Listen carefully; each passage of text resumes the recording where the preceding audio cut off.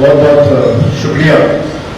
पहले आज का सभा का संचालक काउंसिलर बाबाइला के साथ आयोजक मंडली का प्रधान जो है उसके कहने पे मैं यहाँ आया हूँ। मेरा बहुत पुराना साथी और तृणमूल कांग्रेस का शुभ चिंतक और समर्थक विराज भाई शाह, मैं उसको भी तहे दिल से धन्यवाद करता हूँ।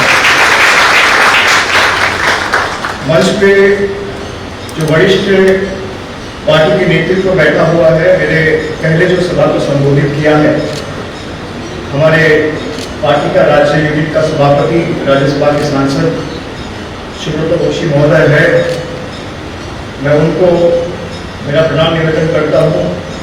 पार्टी के महासचिव और पार्टी चैटर्जी है, हमारे साथ वरिष्ठ नेता और ममता जी का बहुत पुराना साथी, जिसको हम सब अभिभावक के तौर पे देखते हैं, सुब्रत मुखर्जी महोदय, मैं उनको भी नमन करता हूँ और उनको श्रद्धा निवेदन करता हूँ। हमारे साथ दक्षिण कलकत्ता लोकसभा केंद्र के सांसद मेरे पहले जिन्होंने आप सबको संबोधित किया, श्रीमती माला रॉय जी, मैं उनको भी धन्यवाद करता हूँ। देवाशीष कुमार को मैं देख रहा हूँ, काउंसिलर जो भी है, और हमारे हिंदी सेल का प्रेसिडेंट और जोड़ा साहब लोकसभा केंद्र के विधायक, बहुत लोकप्रिय मुख है आप सबके, वो भी आज बहुत मेहनत करके ये सभा आयोजित किया है। विवेक गुप्ता भाई, मैं उनको भी बहुत धन्यवाद करता हूं। और आप सब जो आज इस सम्मेलन में आए हुए हैं, मैं सबको हृदय से आभार व्यक्त करता हूँ, सबका शुक्रगुजार हूँ और सबको धन्यवाद करूँ। सामने जितना भी सीनियर बुजुर्ग बैठा हुआ है, आपने इस कोविड स्थिति में भी आपने जान की बाजी रख के हमारे सभा में आए, मैं जितना धन्यवाद आप लोग सबको करूँ उतना कम है। बहुत बहुत शुक्रिया। और जो सभा में आए हुए सभी मेरे माए भाई बहने मित्र शुभचिंतक, और इस भवानीपुर विधानसभा क्षेत्र और कलकत्ता से, चाहे वो अलीपुर हो, भवानीपुर हो, बालीगंज हो, नॉर्थ कलकत्ता हो, मैं सभी को हृदय से अभिनंदन करता हूं। मेरे पहले जितने लोग इस सभा को संबोधित किया है, सबने बोला है, तो मैं भी दो चार बात कह के फिर आप सबसे सुनना चाहूंगा।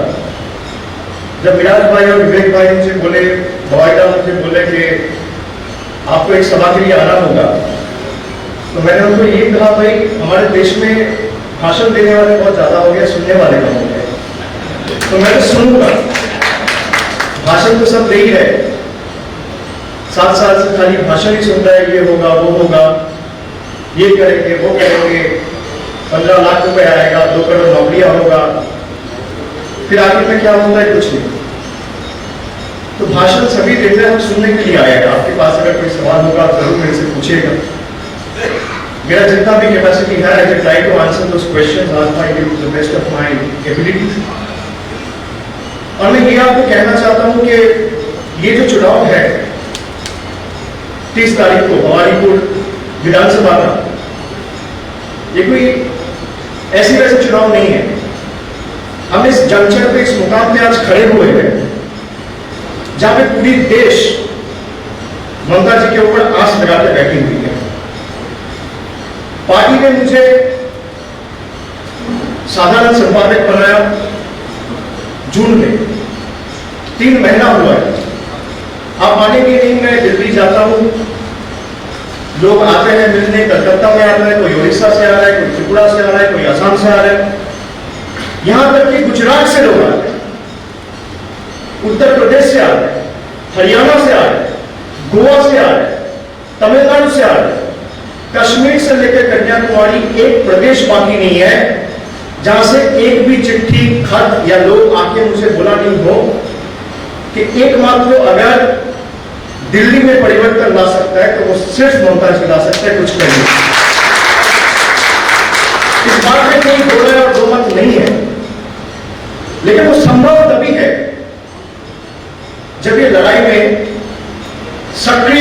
आप सब लोग हमारे साथ लड़ेंगे। आपके आशीर्वाद के बिना, आपके सहायता के बिना, आपके प्यार के बिना और आपके सहमति के बिना ये लड़ाई जीती नहीं जा सकती। ये तृणमूल और भाजपा की लड़ाई नहीं है, मैं ये स्पष्ट कर दूं। 2024 में जो लड़ाई होने जा रहा है, it is between the BJP and the people of India. Bharat के हर एक नागरिक का लड़ाई है। क्यों लड़ाई है? जो जो वादे किए थे भाई 7 साल पहले, मैं आपको बताऊं, हम सबको लगा कि भाई कांग्रेस सरकार जाएगी, एक नई सरकार बनेगी, एक ताकतवर सरकार बननी चाहिए केंद्र में, जो प्राइस राइज को बंद करे, जिसके कारण पेट्रोल के दाम कम हो, करप्शन बंद हो, डीजल के दाम गिरे, नौकरियां बढ़े, कर्म संस्कार बढ़े, इंडस्ट्री बढ़े। कुछ नहीं हुआ। आज जीडीपी का क्या स्थिति है देश में, आप सब लोग देख रहे हैं। आंकड़े बोलते हैं, मैं नहीं कह रहा। और ये आंकड़े मेरे नहीं है, ये स्टेट गवर्नमेंट के आंकड़े नहीं है, ये तृणमूल सरकार के आंकड़े नहीं है, ये मोदी जी का खुद का सरकार का आंकड़ा है। 23% माइनस हो गया है जीडीपी। मैं माना लॉकडाउन है, अब लॉकडाउन खाली तो भारत में नहीं है, हर देश में, पूरा दुनिया में लॉकडाउन है। कोरोना के कारण खाली कलकत्ता, बंगाल या देश भुगत नहीं रहा है, पूरा विश्व भुगत रहा है। और आज जो देश की स्थिति है, 5 ट्रिलियन इकोनॉमी की बात करते हैं, पूरा हर साल में सत्ते में आऊंगा, अच्छे दिन आएगा, 2 करोड़ नौकरियां देंगे 7 साल में। अब सीधा मल्टीप्लिकेशन लगा लीजिए, 7 साल में 14 करोड़ नौकरियां होनी चाहिए। यहां पे कैमरा है, आप सबके पास फोन है, आप रिकॉर्ड कर लीजिए।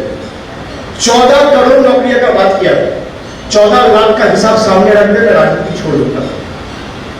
7 साल में एक के बाद एक जुमला, एक के बाद एक जुमला। बोला 15 लाख हर नागरिक को मिलेगा।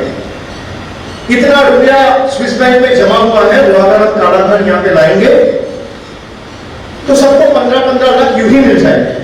ये मैं नहीं कहा, देश के प्रधानमंत्री का मुंह से निकला हुआ बात है। और आज 7 साल बाद किसी को 15 पैसा का फायदा नहीं, ऊपर से नुकसान और नुकसान। आप देखिए, जब सत्ते में ये आए, पेट्रोल की कीमत क्या थी और आज पेट्रोल की कीमत क्या है, डीजल की कीमत क्या थी, आज डीजल की कीमत क्या है, खाना बनाने का जो एलपीजी सिलेंडर है, गैस 400 रुपए का गैस है, 900 रुपए है। खाने का तेल क्या स्थिति है, 200 रुपए लीटर। आप सब्जी खरीदने जाओ तो महंगी, आप कुछ भी लेने जाओ महंगी।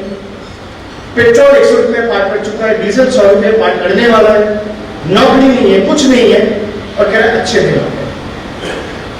और ऊपर से देश का जितना भी बनाया हुआ इंस्टीट्यूशन है, चाहे वो इंडियन रेलवे हो, चाहे वो एयर इंडिया हो, सबको एक के ऊपर एक LIC हो, फूड कॉर्पोरेशन ऑफ इंडिया हो, सबको बेचे जाते हैं।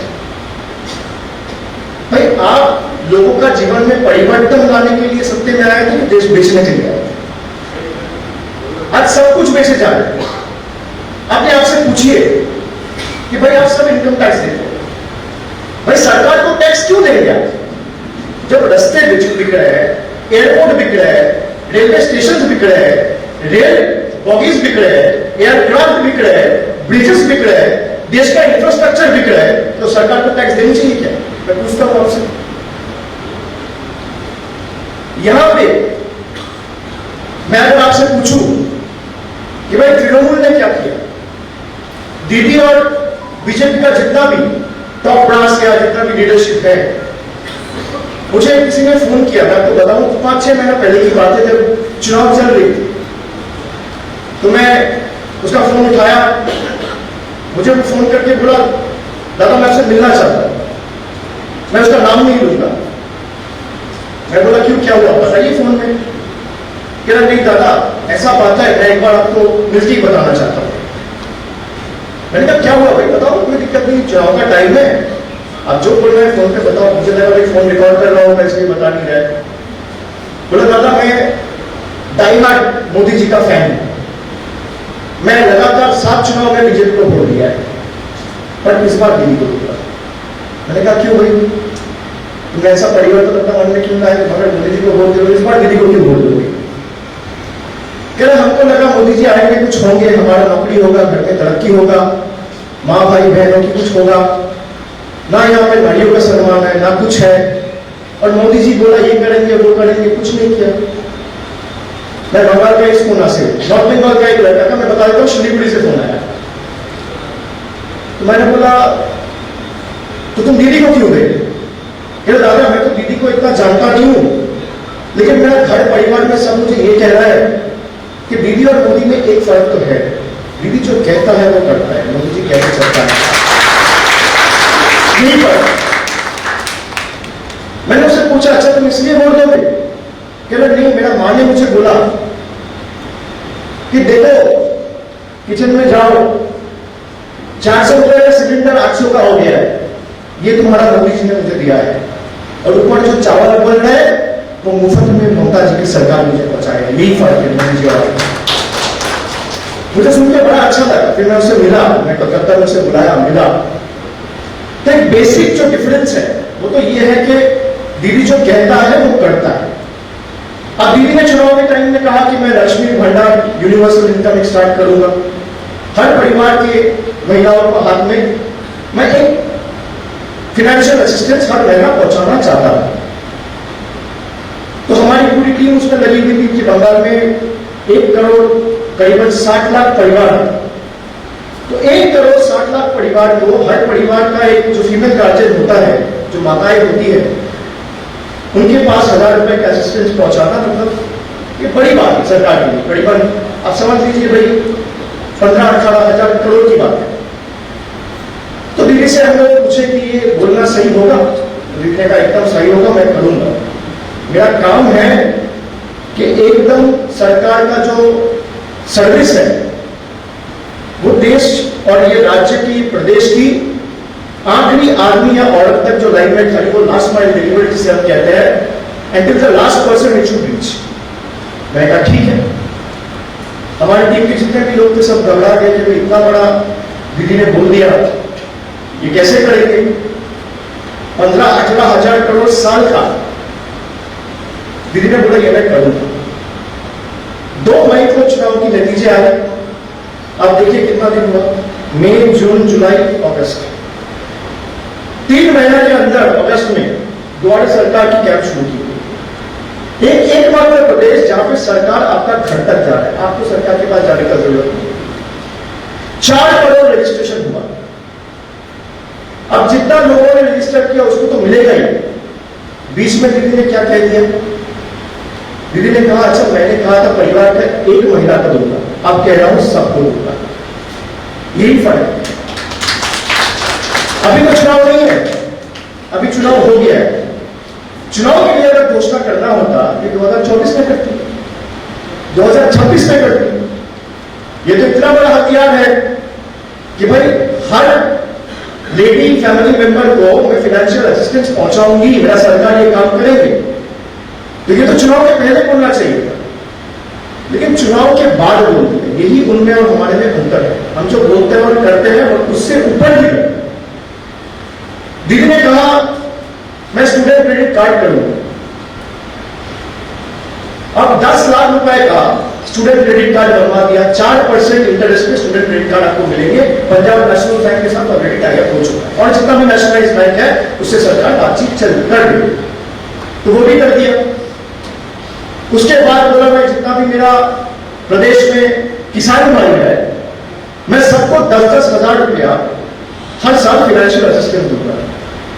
मोदी जी आए, अमित शाह आए, बोला अगर आप भाजपा को वोट दोगे तो हम लोग 10,000 देंगे, सॉरी 6,000 देंगे। दीदी ने कहा मेरा प्रदेश के जितने भी मेरा भाई बहन है वो नीलाम के पात्र नहीं है कि भाई 6,000 रुपए दे दो, 2,000 रुपए दे दो। ना तुम्हारा पैसा चाहिए ना तुम्हारा स्कीम चाहिए, तुम 6,000 बोले हो, मेरा सरकार आखिरी दम तक काम करेगा और मैं 10,000 रुपए अपना किसान भाइयों को दूंगा। किसी के सामने हाथ जोड़ने का, हाथ फैलाने का काम करने का जरूरत नहीं। 1 महीने के अंदर किसान सम्मान निधि की जगह किसान बंधु दीदी ने करके दिखाया। आज बंगाल के जितने किसान हैं, करीबन 70 लाख किसान को 10,000 रुपया सालाना मिलता है। दीदी ने करके दिखाया। 4 महीना हुआ, ऐसा नहीं कि 4 साल हुआ है, ऐसा नहीं कि 2 साल हुआ है, 4 महीने के अंदर जो बोला वो करके दिखाया। आप देखिए, आप लोग कितना दिन बंगाल में है, कलकत्ता में है, कभी पानी के ऊपर आप लोगों को टैक्स देने का जरूरत पड़ा? अब चले जाइए जहां पे बीजेपी का बोर्ड है, कांग्रेस का बोर्ड है या दूसरे राजनीतिक दलों का बोर्ड है, पानी में भी टैक्स लगता है। आपको कभी पानी के ऊपर टैक्स देना पड़ा? आपको कभी दीदी का सरकार ने, भाई मैं सत्ता में आया तो 10% ये टैक्स बढ़ा दिया, 15% वो बढ़ा दिया, कभी कुछ किया? आज तक नहीं किया, फिर भी सरकार चलाई जा रही। और जिस दिन हम सत्ता में आए 2011 साल में, उस दिन सीपीआई के व्यर्थता के कारण हमारे सर पे 2,03,000 करोड़ लोन खड़ा हुआ। करीबन 40-45 हजार करोड़ रुपया सालाना हम लोग को इंटरेस्ट देना पड़ा। उसके बावजूद भी 10 पैसा का बाटी ऊपर से टैक्स आप लोग के सर पे नहीं चढ़ाया। कोई दिखाइए मुझे जो पूरा देश में कोई करता। हम लोग जो बोलते हैं हम करके दिखाते हैं। और आज ऐसा स्थिति हो गया है, आपने सुना होगा कुछ दिन पहले मैंने ही बोला है कि बीजेपी को तृणमूल ही हराएगा। मैं आपको ये भरोसा दिलाना चाहता हूं और उसकी जो बुनियाद है वो आप लोग बनाएंगे। बी से भवानीपुर है तो बी से भारत भी है। भवानीपुर जीतेंगे तो भारत भी जीतेगा। ये दावे के साथ क्या साथ है। और भवानीपुर खाली आपका चुनाव मेरा चुनाव नहीं है। भवानीपुर के ऊपर सारी देश की नजर है। हमें दीदी का हाथ इतना मजबूती से पकड़ना है। मैं आपको यकीन दिला के जाता हूं, हमारे पूरे देश में करीबन 1700 राजनीतिक दल है। 1700 political parties are there in the country. उसमें छोटे राजनीतिक दल कुछ है, रीजनल पार्टीज है, स्टेट रिकॉग्नाइज पार्टी है, पर नेशनल रिकॉग्नाइज पार्टी जिसको हम नेशनल राष्ट्रीय पार्टी कहते हैं, ऐसे करीबन 5 या 6 पार्टी है। भारतीय जनता पार्टी एक नेशनल पार्टी हो गई, कांग्रेस एक नेशनल पार्टी हो गई, तृणमूल कांग्रेस एक नेशनल पार्टी हो गई, एनसीपी नेशनल पार्टी हो गई, सीपीआई नेशनल पार्टी हो गई। ऐसे करीबन 5-6 राष्ट्रीय दल हैं, लेकिन राजनीतिक दल करीबन 1700 है। इन 1700 दलों में हमारी जान जाएगी, हमारा सर झुकाएंगे ना, इनके सामने अपने गर्दन झुकाएंगे, खून देंगे, लेकिन भारत जीत के लाएंगे। मैं आपको ये ऐसा दिलाऊंगा। अगर हरा सकता है तो तृणमूल ही हरा सकता है। हम दूसरे राज्य में भी अपना यूनिट स्टार्ट किया है। आप देख रहे होंगे त्रिपुरा में, न्यूज पे अक्सर आ रहे हैं। मैं जा नहीं पाऊं उसका हर प्रोसेस जारी है, पुलिस परमिशन नहीं देगी। मुझे अच्छा लग रहा है कि जिस बीजेपी इतनी बड़ी बड़ी बात करती थी उसका आंखों में तृणमूल का डर बैठ गया है। और एक औरत 5 फीट 2 इंच का हवाई चप्पल पहनने वाला, टाली का घर में रहने वाला, डंके के चोट पे तुम्हारा रात का नींद तुमसे छीन लिया है, तुमको चुनौती देने गया है। 3 साल में भारत आने वाला दिन में नई भारत की सूचना भवानीपुर से होगी। मैं इसलिए आप सबके पास आया। आप सबके आशीर्वाद के बिना, प्यार के बिना ये यात्रा कभी संभव नहीं है। आज भी आपने देखा कि बीजेपी का प्राक्तन केंद्रीय मंत्री अभी संसद का छोटा बाबू सुप्रियो जी बोला दीदी को देख के मैं तृणमूल ज्वाइन किया हूं। तो ऐसी बातें ऐसा नहीं है खाली बंगाल में लोग कह रहे हैं, सारा देश में कह रहे हैं। और आने वाले 3 महीनों में, अभी तो सितंबर चल रहा है, आप देखिए अक्टूबर, नवंबर, दिसंबर, उतना भी देर करने का जरूरत नहीं है। सितंबर, अक्टूबर, नवंबर, मैं 3 महीना आपसे मांग रहा हूं। आप देखिए तृणमूल कहां तक जाता है। और हम लोग को डराने धमकाने का प्रक्रिया तो चालू है, आप देख रहे हैं। मैं कैमरामैन को बोलूंगा भाई इधर दिखाना मत, जो लोग आए हैं मुझे फोकस करके करो, पता चला कोई आया है तो डिस्प्ले लगा देंगे फिर से, ठीक है, कोई भरोसा नहीं। और कहीं भी कुछ हो, डराना धमकाना तो इसका काम है। तो इसको लगता है कि जैसे दूसरे राजनीतिक दलों का ऑपरेशन किया है, कांग्रेस का किया है, समाजवादी पार्टी का किया है, बहुजन समाज पार्टी का किया है, बहुत सारे राजनीतिक दल का ऑपरेशन करके किसी को धमका के दिखा दिया, चमका के डरा दिया। हम ना चमका के डरेंगे, ना धमका के डरेंगे, ना ईडी करके डरेंगे, ना सीबीआई करके डरेंगे। आपको जो उखाड़ना है उखाड़ना, तृणमूल जो करेगा डरने की सोच के करेगा। मेरे पार्टी का यहाँ पे कितने सीनियर लीडर बैठे हुए हैं, इनका बहुत दिन का अनुभव है। और जब पार्टी ने ये जिम्मेदारी सौंपी है कि पार्टी का जनरल सेक्रेटरी बनके संगठन में काम करने का जगह मुझे दिया है, और जितने भी सीनियर लोग हैं इनका भरोसा मेरे ऊपर रखा है, मैं आप सबको यकीन दिलाता हूं 15 दिन में ऐसा कोई सांसद नहीं है, मुझे 5 समन ईडी ने दिया है। मुझे देख के लगता है 50 देंगे तो भी कोई फर्क नहीं पड़ेगा। हम जीतने आए हैं, जीत के जाएंगे। और मैं आपको कह रहा हूं कि चाहे उसको कुछ करना है करने दीजिए। विनाश काले विपरीत बुद्धि, एक कहावत है ना, बीजेपी की विनाश शुरू हो चुकी है। अब कितना दिन में विनाश होगी बस वो देखना। और जितने लोग आप यहां पे बैठे हुए हैं, हो सकता है किसी पॉइंट पे आपको भी लगा होगा कि भाई मोदी जी देश में सुधार ला सकते हैं, बहुत लोग को लगा। ये तो कोई चौंकने वाली बात नहीं है। लेकिन 7 साल से आप बोलिए, आप जितने लोग बैठे हुए, एक आदमी भाजपा के बोल के मेरे अच्छे दिन आए हैं मोदी जी के बाद, मैं सवाल छोड़ के चला गया। एक आया कि भाई आपका इंडस्ट्री में कुछ अच्छा हुआ, आपका फैमिली में कुछ अच्छा हुआ, मोदी जी का एक सेंट्रल गवर्नमेंट का ये पॉलिसी के कारण आपका कोई उपकार हुआ, आपका कोई फायदा हुआ, एक बता दीजिए। कोई बता सकता है? सरकार चल ही रहा है ईडी के ऊपर, सीबीआई के ऊपर। ईडी और सीबीआई लगा के बस लोगों को डराना है, धमकाना है, कोई पॉलिसी नहीं है। डिमोनेटाइजेशन किया, 4000 रुपए के लिए घंटों लाइन में लगे, लेकिन चू तक किसी ने नहीं किया। क्यों? देश में सुधार है। ये मानसिकता आप सब में, मैं आपको नमन करता हूं।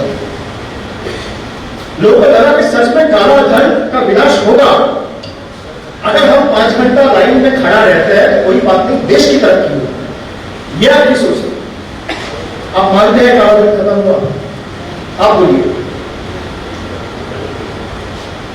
तो किस लिए डिमोनेटाइजेशन किया गया? किसका फायदा हुआ? कौन कहां पे, कौन सा कोऑपरेटिव बैंक का हेड है और कहां पे कितना रुपया डिपॉजिट हुआ, इसका इंक्वायरी कभी होगा? जी होगा, तृणमूल करेगी। और आने वाले दिन में जो 2 नंबरी का काम किए वो एक्सपोज करने का काम करेंगे और सलाह के पीछे लेके आएंगे जो बिल्कुल है। मैं यकीन दिलाता हूं,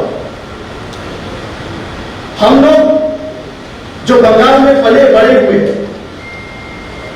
आप लोग कोई राजस्थान से आए होंगे, कोई गुजरात से आए होंगे, लेकिन मैं मानता हूं कि आप उतना ही बंगाली है जितना मैं हूं। ये प्रदेश जितना मेरा है, ये प्रदेश आपका उतना है। और खाली आपने ऐसा नहीं कि भाई आके यहाँ पे फैमिली लेके आपने बसे, आपने कोई छोटा दुकान खोला, वहां से बड़ा बिजनेस क्रिएट किया, कोई अस्पताल बनाए, कोई स्कूल बनाए, कोई इंफ्रास्ट्रक्चर बनाए, हजारों की तादाद में आपने एम्प्लॉयमेंट अपॉर्चुनिटी स्टेट को दिया। ये स्टेट आपका सबका है। आप लोग, मेरे बहुत सारे हिंदी भाषी मित्र हैं, वो आगे कहता है बंगाल इज सेकंड हो, मैं कहता हूं बंगाल इज फर्स्ट हो। सेकंड होम यहां से आगे हो, तुम्हारा सेकंड होम, तुम रहते बंगाल में हो, तो ये जितना मेरा है ये उतना ही आप, it is not your second home. आपका गांव राजस्थान में होगा, किसी का गांव गुजरात में होगा, बिहार में होगा, यूपी में होगा, लेकिन मैं गर्व के साथ कह सकता हूं आप लोग इतना योगदान दिया है बंगाल को खड़ा करने में, आप लोग की जितनी प्रशंसा की जाए उतनी कम है। और मैं मानता हूं कि बंगाली आने वाले दिनों में दिशा दिखाएगी। ये तो वही भूमि है, नेताजी सुभाष चंद्र की भूमि है, रामकृष्ण परमहंस की भूमि है, और कुछ वो ये भूमि कभी झुकना नहीं जानती। हम झुकेंगे नहीं, हम टूटेंगे नहीं, हम लड़ेंगे और हम जीतने के लिए लड़ेंगे। मैं आपको कह रहा हूं कि आने वाले 30 तारीख किसी का अगर बहुत तबीयत खराब है, बुजुर्गों के लिए तो पोस्टल बैलेट का अरेंजमेंट है, और आने खाली आप वोट नहीं डालने जा रहे हैं, आप भारत की नई भारत की बुनियाद रचना करने जा रहे हैं, नए भारत की बुनियाद को तैयार करने जा रहे हैं। ये याद रखें। भवानीपुर में आपको अगर लगा दीदी ने काम किया है, तृणमूल सरकार ने लोगों के पास खड़ा रह के शहर में कोई परिवर्तन लाया है, आपको अगर लगता है 10 साल में कलकत्ता बदला है, आपको लगता है कलकत्ता साफ रहने लगा है, आपको लगता है घर घर पानी पहुंच रहा है, बिजली आ रही है, तो वोट देना, वरना मत देना। मैं इतना कह रहा हूं, हमारे देश में 2 किस्म के लोग हैं। There are 2 kind of people in our country. One India says, give us a chance and we will prove ourselves. The other India says, prove yourself first, then you will be given a chance. हम दूसरे वाले, हम prove करके आपसे पूछते हैं कि आपको अच्छा लगा तो देना, नहीं लगा तो मत देना। हम इतना कह रहे हैं। और ये जो आप लोग के साथ रिश्ता है, ये खाली पॉलिटिकल रिश्ता नहीं है, एक ऐसा बंधन है। देखिए, जब आप पॉलिटिकल पार्टी को ट्रस्ट करके अपना वोट डालते हैं तो लगता 5 सेकंड टाइम है, भाई जाते हैं उंगली में काली लगा के स्लिप लेके आप ईवीएम का बटन दबा लें, 5 सेकंड 10 सेकंड का प्रक्रिया, उससे ज्यादा तो नहीं है। सीधा जाके बटन दबा देंगे, वीवीपैट में देखेंगे कैंडिडेट को वोट दिया कि नहीं। और ये 5 सेकंड का जो प्रक्रिया है, आपका 5 साल का आपका ट्रस्ट तय करता है। तो मैं ये कह रहा हूं कि आप आंख से देखिए, कान से सुनिए।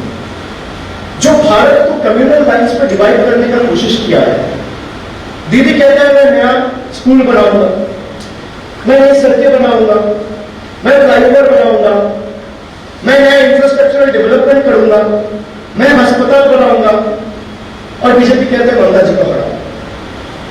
दीदी कहते हैं मैं बंगाल को 1 नंबर पे लेके जाऊंगा, ये कहते हैं गंगा जी को हटाओ। दीदी कहते हैं नया स्कूल बनाऊंगा, कैलकाटा यूनिवर्सिटी टॉप 10 यूनिवर्सिटी के 4 नंबर है पूरा देश में। या तो ये कहते हैं गंगा जी के हटाओ, या इनके पास 3 शब्द है, हिंदू, मुस्लिम, पाकिस्तान, और कोई शब्द नहीं। भाई तुम क्या करोगे? मैं चुनौती देता हूं, कोई भी आप नेशनल मीडिया, रीजनल मीडिया, कोई भी न्यूज चैनल आप उठा के चुन लो, मुझे बताना 1 घंटा समय लगेगा कि 7 साल आपकी प्रधानमंत्री नरेंद्र मोदी जी सरकार के सत्ते में है। आप पूरा डॉक्यूमेंट लेके आओ, आप डेटा लेके आओ, आप सारे फिगर्स लेके आओ कि 7 साल में आपका मोदी जी क्या किया है, और मैं लेके आऊंगा 10 साल में हमारी दीदी क्या किया। एक तरफ आप हो, एक तरफ मैं हूं, कोई भी चैनल तय कर, मुझे 1 घंटा का मोहलत देना, जहां रहूंगा 1 घंटे में पहुंच जाता। अगर 10 वीडियो गोल में नहीं हराया तो राजनीति छोड़ दूंगा। भाई राजनीति तो यह है कि आपने क्या किया और हमने क्या किया, दूध का दूध, पानी का पानी। आप कहते हो हिंदू मुस्लिम, आप कहते हो पाकिस्तान, और हमें सिखाएंगे हिंदू क्या होता है। मैं जनानू पहनने वाला ब्राह्मण, मुझे सीखना पड़ेगा कि हिंदुइज्म क्या होता है इनसे। मैं अगर महाकाली को मानता हूं, मैं महाकाली का मंत्र भी पढ़ता हूं, मैं हनुमान जी को मानता हूं तो हनुमान चालीसा भी पढ़ता हूं, मैं शिव जी को मानता हूं तो महामृत्युंजय भी करता हूं। तुमसे सीखना पड़ेगा कि हिंदुइज्म क्या है, तुमसे सर्टिफिकेट लेना पड़ेगा। हिंदुइज्म का जन्म कब हुआ और बीजेपी का जन्म कब हुआ? 40 साल की पार्टी हमें सिखाएंगे कि धर्म क्या है। मैं जब महाकाली का पूजा करता हूं, मैं तो बोलता हूं, मंत्र जप करता हूं, ओम शांति मंगल ना मंगल शिव शादी के शरण में ब्रह्म के कोई नारायण है उसको। तुम महाकाली का मंत्र तक नहीं जानते। अब बोलते कि हनुमान जी का मंत्र नहीं जानते, मैं तो हनुमान चालीसा ही पढ़ता हूं। तुम अगर मेरे साथ बैठोगे, शर्त लगा लो कि भाई तुम हनुमान चालीसा बोलोगे, मैं बोलूंगा। तुम शर्त लगा लो शिव जी का मंत्र तुम्हें आता है कि मुझे आता है, सूर्यदेव का मंत्र तुम्हें आता है कि मुझे आता है। भाई हमें धर्म आपसे सीखने की जरूरत नहीं है। हमारे यहाँ पे जितने लोग बैठे हुए हैं, हमें आप देशभक्ति सिखाएंगे, हमें आप धर्म सिखाएंगे। हम वो लोग हैं जिस दिन मरेंगे और जिस दिन जलाने के बाद अस्थि गंगा में जाएगा तो वो अस्थि भी चीड़ पुकार के बोलेगा वंदे मातरम। हमें आपसे सीखने की जरूरत नहीं है। मैं खाली आपको इतना कहना चाहता हूं कि राजनीति लोगों के भले के लिए होना चाहते हैं, धर्म के लिए नहीं। राजनीति में मंदिर मस्जिद नहीं, अस्पताल बनना चाहिए, स्कूल बनना चाहिए, इंफ्रास्ट्रक्चर बनना चाहिए, कॉलेज बनना चाहिए, रस्ते बनना चाहिए। राजनीति से नहीं, लोग प्रधानमंत्री या मुख्यमंत्री या विधायक या सांसद इसलिए चुनता है कि आपका घर में पानी पहुंचे, बिजली पहुंचे, रास्ता साफ हो, हमें सिक्योरिटी हो। आप देखिए हमारे देश में हाथरस में क्या घटना हुआ। बीजेपी डबल इंजन सरकार की बात करती है। यूपी में बीजेपी की सरकार, स्टेट में और केंद्र में मोदी जी की सरकार। एक तरफ योगी आदित्यनाथ, एक तरफ नरेंद्र मोदी। 2 दिन पहले अपने भाषण में क्या कह रहे हमारे देश में महिला भी सुरक्षित है और गांव भी सुरक्षित है। माता बहनों को कोई गाय के साथ गाय तुलना करता है। आप मानेंगे इसका? आप समर्थन करते हैं इसका? प्रधानमंत्री चुनाव के टाइम में आके जिस तरीके के साथ एक प्रदेश के मुख्यमंत्री को अपॉइंट करता है, आपने सबने सुना है, दीदी ओ दीदी, याद है? तो when the Prime Minister is preaching and practicing misogyny, what do you support? What do you expect its chief ministers to do? भाई किसी को अगर आपको अटैक भी करना है, उसका पॉलिटिकल तौर तरीके कानून है। You can attack your political opponent without humiliating or disrespecting them. प्रधानमंत्री अगर ऐसे बात करता है तो आप उस देश का भविष्य क्या एक्सपेक्ट करते हैं? उस पार्टी से क्या आशा रखते हैं? आप मुझे बताइए। आपने एक भी बीजेपी का भाषण सुन लीजिए। अभी तो चुनाव चल रहा है, स्टेट गवर्नमेंट हो रहा है, बीजेपी ये बोले कि हमने ये किया है बंगाल में, कुछ नहीं, खाली हिंदू मुस्लिम पाकिस्तान। एक सवाल मुझे दिखा दीजिए जहां हिंदू मुस्लिम पाकिस्तान 3 शब्द, कोई सवाल नहीं। और बंगाल नहीं, सारा देश में हिंदू मुस्लिम पाकिस्तान ये 3 शब्द छोड़ के और राम मंदिर 4 शब्द छोड़ के और मंदिर मस्जिद 7 शब्द छोड़ के अगर बीजेपी का कोई नेता 10 मिनट भाषण दे देना मान रहा, कोई नहीं दे सकता। मुद्दा ही उनके पास ही है, मुद्दा ही खत्म हो जाएगा। और हमें दबाने के लिए वो जी जान कोशिश कर रहे। मैं आपको जब अपना बात देके जा रहा हूं तो आप निश्चित रहिए, बंगाल में आने वाला दिन में जो महामती गोखले ने कहा था, और Bengal needs today, rest of India needs tomorrow, वो 2021 का बुनियाद 2024 तक जाएगा। बंगाल ही दिशा दिखाएगा, पूरा देश को इधर मानता हूं।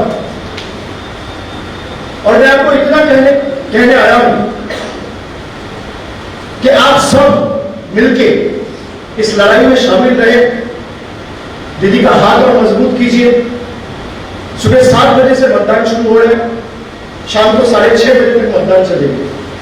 बाई इलेक्शन में ऐसे ही पोलिंग परसेंटेज थोड़ा कम होता है। बहुत लोग जो सर्विस में रहते हैं, ऑफिस का काम रहता है, बिजनेस का काम रहता है, बाहर रहते हैं।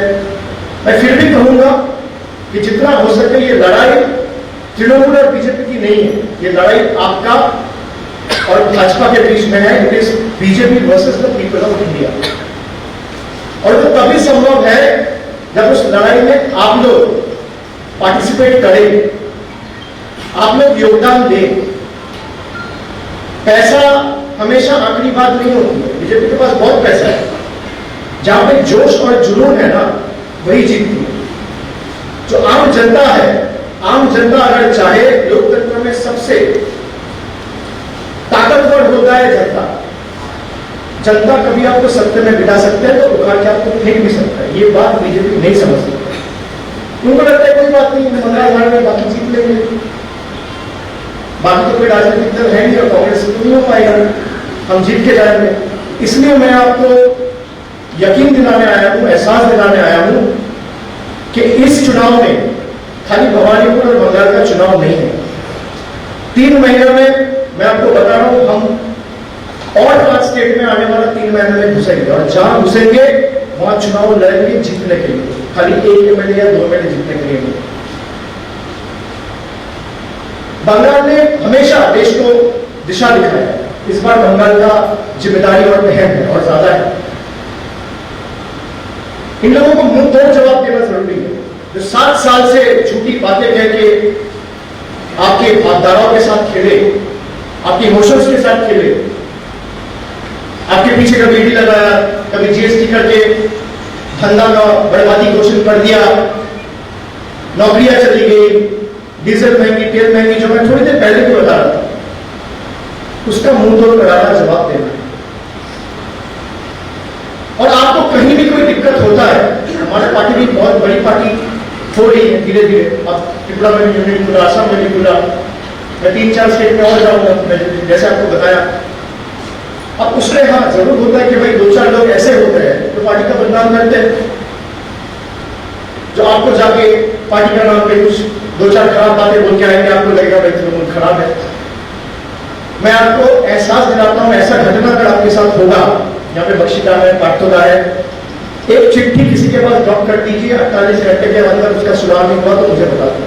कहीं भी कुछ होता है, अगर कोई आपको कहीं डराता है कि भाई ये करना पड़ेगा, तृणमूल का ऊपर तक हमारा पहुंच है, उसको पकड़ के पुलिस में भेजिए, चाहे वो किसी का आदमी।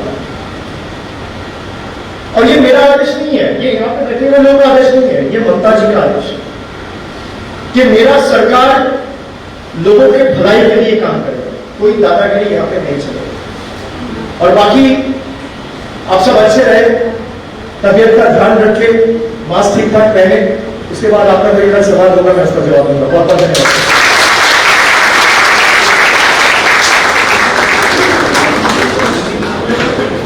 Thank you so much. गंभीरता था इसको बताना मोड़ा जाता था, but anyway, spoken from the heart and absolutely what he spoken, he meant.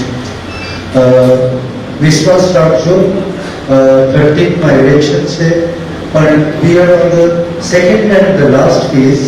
हमने किधर की questionnaires, we have received questions by IPA mane, and as because we are running short of time, so we are going for 5, right? 5 questions are just. So I hope Chick will be there, so I'll just ask the question.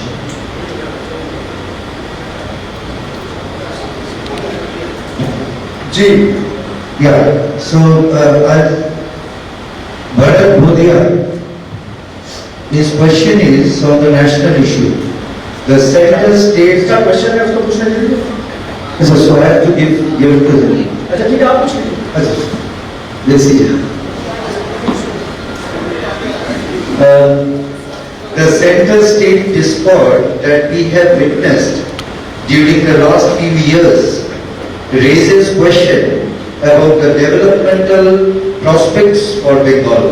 How does the government intend to overcome this discord in the interest of the people of the state? I repeat, the central state discord that we have witnessed during the last few years raises questions about the developmental prospects for Bengal. How does the government intend to overcome this discord in the interest of the people of the state? देखिए, पहली बात तो ये है कि political dispute दो party में जरूर हो सकता है, पर मैं ये मानता हूँ कि एक बार चुनाव के बाद में जब प्रदेश में एक राजनीतिक दल आती है और केंद्र में जब अलग राजनीतिक दल होती है, तो राजनीति से ऊपर उठ के उनको काम करनी चाहिए। अब मैं आपको बता रहा हूं, आप सबको लगता है कि भाई स्टेट सेंटर डिस्प्यूट है।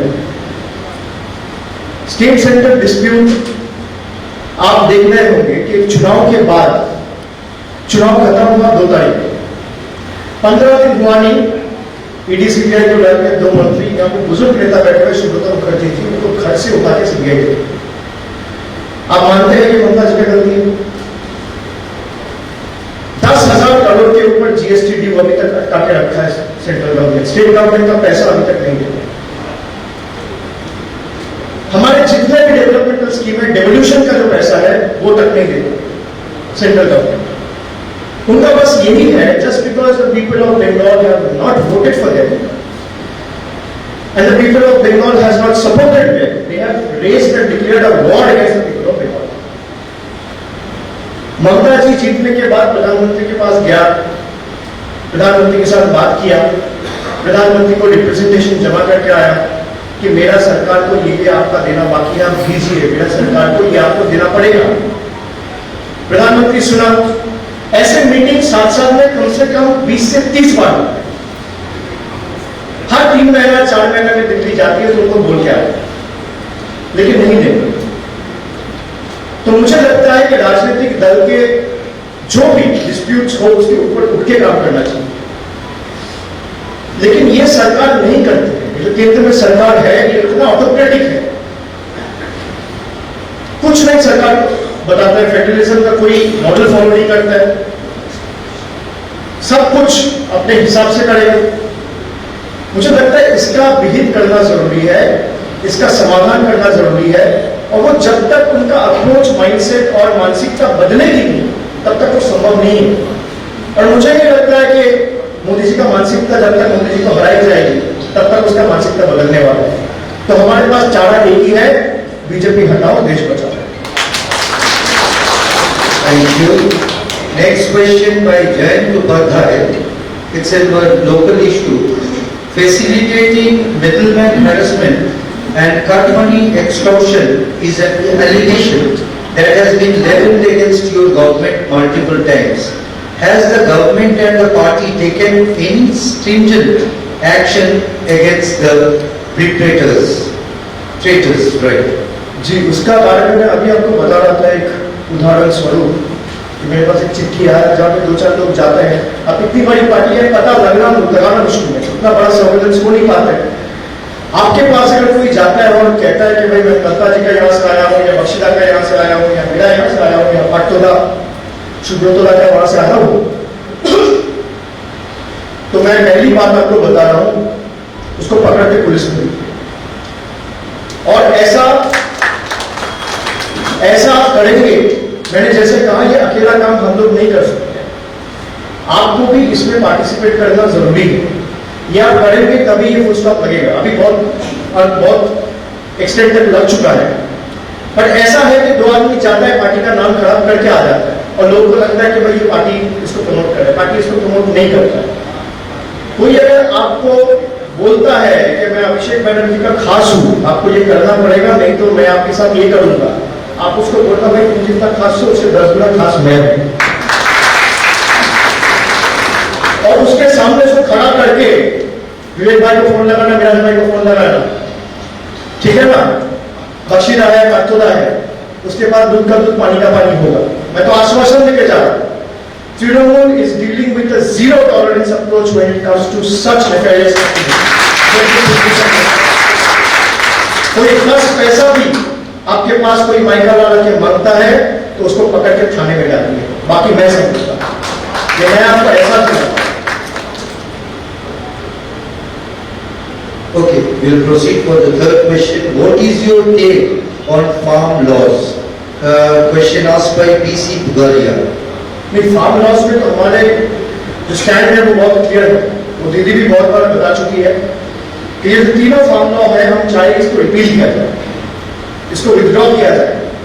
1 साल से जितना भी फार्मर्स ऑर्गेनाइजेशन है सब रास्ते में बैठा हुआ है इसके प्रोटेस्ट में, पर सरकार की काम तक बात नहीं पहुंचती। मैं आपको वही समझा रहा हूं, ये सरकार ऐसी सरकार है जिसको लगता है कि भाई हम ही राजा है, अब नीचे जो करेगा कोई फर्क नहीं पड़ता है, तो हम बोलेंगे वही राज करेगा। ये चाइना नहीं है, ये देश है, ये भारत है, ये रशिया नहीं है भाई, ये डेमोक्रेसी है। लोकतंत्र में प्रधानमंत्री और मुख्यमंत्री से ताकतवर देश की जनता है, ये एहसास उनको दिलाना जरूरी है। हमारा स्टैंड फार्म लॉ में बहुत स्पष्ट है, हम चाहते हैं तीनों फार्म लॉ रिपील किया जाए। देश का 70% पॉपुलेशन फ्रॉम एग्रीकल्चर के ऊपर डिपेंडेंट है, हम चाहते हैं इसको रिपील किया जाए। And Trinamool Congress was the first party in the parliament to protest against this draconian farm laws. हमने रिकॉर्ड में बोला है, हमारे राज्यसभा के नेता, मेंबर्स ऑफ पार्लियामेंट, लोकसभा के leader, chief whip, including the party chairperson, दीदी ने हर एक बार इसके खिलाफ प्रधानमंत्री को चिट्ठी भी दिया है कि इसको रिपील करना चाहिए, लेकिन उनका मानसिकता वो अब बदलने वाला नहीं है। इसलिए मैं कहता हूं उनको हराना जरूरी है। जिस दिन हरेंगे उस दिन समझ में आ जाएगा दूध का दूध पानी का पानी। तो जहां तक फार्म लॉ की बात है, हमारा स्टैंड क्लियर है कि इसको रिपील करना चाहिए, इसको विथड्रॉ करना चाहिए और इसको पार्लियामेंट से हटाना चाहिए। Thank you. Fourth question is from the economic development part. It is asked by Pradeep Sheth. Despite several efforts from the government or party, an impression that Bengal has been lagging behind on industrial development keeps getting stronger. What is the government or party doing to correct this image? देखिए, मैं पहली बात तो ये बताऊं कि मैं सब आपको एक जो अपील सबको किया कि आंखों में देख के आप वोट डालना, आप कान में सुन के मत डालना, कि भाई आप जो देख रहे हो उसके बेसिस पे आप अपना जिंदगी का भविष्य तय करने वाले हो। तो ये जो दूसरे राजनीतिक दल के पैराफेर्नेलिया है, ये प्रचार ऐसे करता है कि बंगाल में कुछ नहीं हुआ। आप घर से निकल के बोलिए आपका नेबरहुड में कोई बदलाव नहीं आया, कलकत्ता में बदलाव नहीं आया। इंडस्ट्री का परिस्थिति 2011 में क्या थी, जब लेफ्ट का 34 साल का शासन था, क्या बना के गया था? 2,03,000 करोड़ का लोन छोड़ के गया था आने वाला सरकार के ऊपर। आज 2 सितंबर को दीदी ने इथेनॉल प्लांट प्रोडक्शन का घोषणा किया है। 10 दिन के अंदर 2600 करोड़ रुपए का इन्वेस्टमेंट ऑफर्स आया है, और ये 2600 करोड़ इन्वेस्टमेंट ऑफर से करीबन 5,000 जॉब क्रिएट हुए। टाटा से लेके जितना भी एमएनसीज है सब इंटरेस्ट दिखा रहे हैं। और ऐसा नहीं कि बंगाल में इंफ्रास्ट्रक्चरल डेवलपमेंट नहीं हुआ, इंडस्ट्री नहीं हुआ, काम नहीं हुआ। अगर बंगाल में काम नहीं हुआ तो योगी आदित्यनाथ को बंगाल का फ्लाईओवर उठा के उत्तर प्रदेश में दिखाने की अगर बंगाल में कोई परिवर्तन नहीं आया तो मां फ्लाईओवर का फोटो क्यों लगाना पड़ रहा है भाई? उत्तर प्रदेश के लखनऊ में कोई फ्लाईओवर नहीं बना क्या? अहमदाबाद में कोई रास्ता नहीं बना क्या? मध्य प्रदेश में भोपाल में कोई तरक्की नहीं हुआ क्या? वो भी मानते हैं नहीं हुआ। अगर बंगाल में हुआ है तो दीदी का नेतृत्व में हुआ है और कलकत्ता करेगा। और आप देखिए, आंकड़े पे यकीन रखिए, 2 दिन पहले एनसीआरबी का डेटा है, टाइम्स ऑफ इंडिया का फ्रंट पेज का है, पूरा देश में महिलाओं के लिए सबसे सुरक्षित अगर कोई शहर और शहर का नाम हो सकता है। ये मोदी जी का डेटा है, ये बंगाल सरकार की डेटा नहीं है, ये मोदी जी का डेटा है। एनसीआरबी किसके अंदर आता है? मोटा भाई अमित शाह, उसका मिनिस्ट्री का डेटा है। वो बोल रहा है, वो एक तरफ आके बोल रहा है बंगाल पाकिस्तान हो गया, और उसका मिनिस्ट्री से डेटा निकाल के बोल रहा है सबसे सुरक्षित और सेफ सिटी अगर देश में कोई है वो है कलकत्ता। आप बताइए, इसका जवाब दे पाएंगे? जी, अगला। एकदम सही बात। Last question. You have recently been facing a series of inquiries by the central agencies. Do you see this as a pure political spite? Asked by Viren Mehta.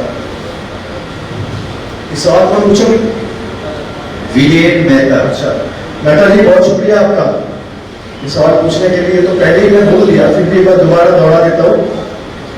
आप देखिए, ताजुब की बात यह है, आज तक उत्तर प्रदेश में कोई बीजेपी का नेता गुजरात में, मध्य प्रदेश में, राजस्थान में, असम में, त्रिपुरा में, जहां जहां भी बीजेपी की सरकार है, आज तक ईडी ने पैर नहीं रखा। 7 साल में महाराष्ट्र में 2020 तक पैर नहीं रखा, जैसी सरकार बदली ईडी घुस गई। बंगाल में तो 7 साल से हमारे पीछे पड़े हुए, और लोगों को डरा धमका के फिर लेके जाता है बीजेपी ज्वाइन करो, नहीं तो तुमको अंदर कर देगा, नहीं तो तुम्हारा जिंदगी बर्बाद कर देगा। ये तो उनका टैक्टिक्स है, काम करने का तरीका है। इतना समय अगर देश के लिए लगाया होता तो भारत कहीं और होता। अच्छे दिखाने वाले हैं, ये करेंगे वो करेंगे बोल के रेल, बीएसएनएल सबको कर दिया सही, और सबके में अपनी विकास का नारा फेंको। आप देखिए, जो ईडी सीबीआई लगाता है, अब सब तो एक तरीके का नहीं होता है। यहाँ पे 200 लोग बैठे हैं, सबका मानसिकता अलग अलग, कोई डरने वाले हैं, कोई झुकने वाले हैं, कोई टूटने वाले हैं, पर बहुत लोग ऐसे हैं कि भाई जिंदगी दांव पे लगा देंगे लेकिन झुकेंगे हम उनमें से। तो जो करना है, मैं कह रहा हूं, मैं अकेला सांसद हूं पूरा देश में। 15 दिन में 5 समन दिया गया, 5 अगर 500 भी दे दे कोई फर्क नहीं पड़ेगा। जिस मिशन के लिए निकला है वो मिशन पूरी करके आएंगे। जब सरहदों पार बॉर्डर में सैनिक लड़ता है ना, तो उसका दिमाग में एक ही चीज काम करता है, एक ही मानसिकता के ऊपर उसका लड़ाई का नींव और बुनियाद बनी हुई है।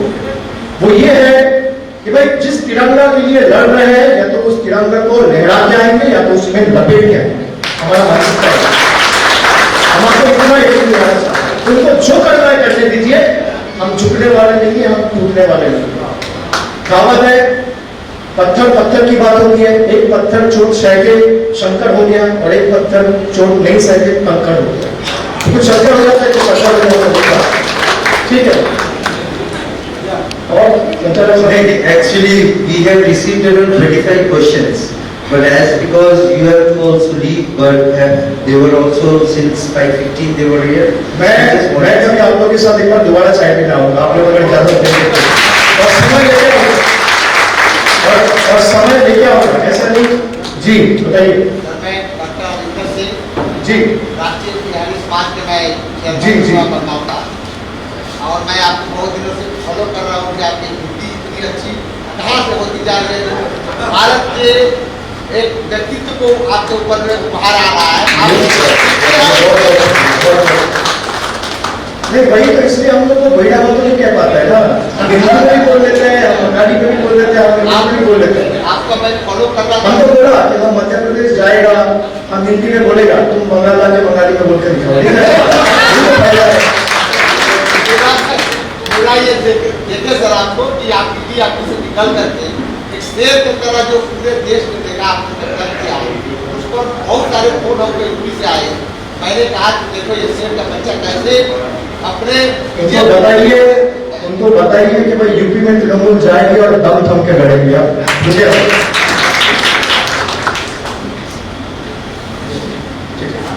ठीक है, बहुत बहुत शुक्रिया, बहुत अच्छा लगा आप सबसे मिले।